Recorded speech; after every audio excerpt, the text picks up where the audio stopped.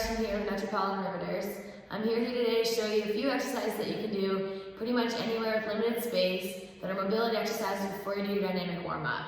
These exercises are good because you can prevent injury, improve your flexibility, and it's great to do any mobility exercises before a lift. Hi, so the first move we're going to work on today is the wall press dead bug. So how you're going to get set up is you're going to find the wall and you're going to lay down. You're going to push your hands actively in the wall, bring your feet to 90, and you're going to push your hands in the wall, tighten your core, and you're going to push each leg up and reach. And I'm pushing into the wall with my palms and engaging my core.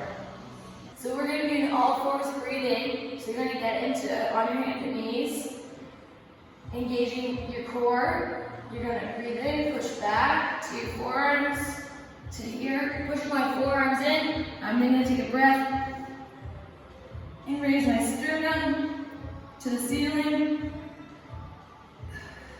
Breathe out, back into all fours.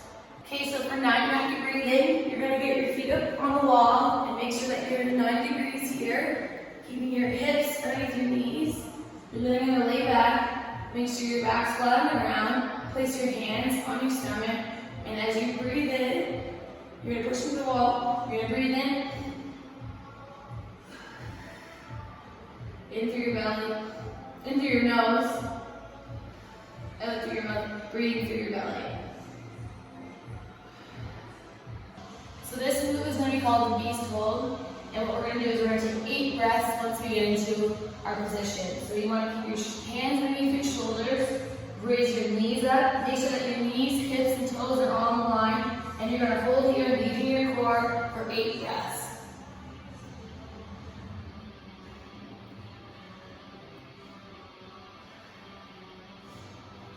Really important to engage your core.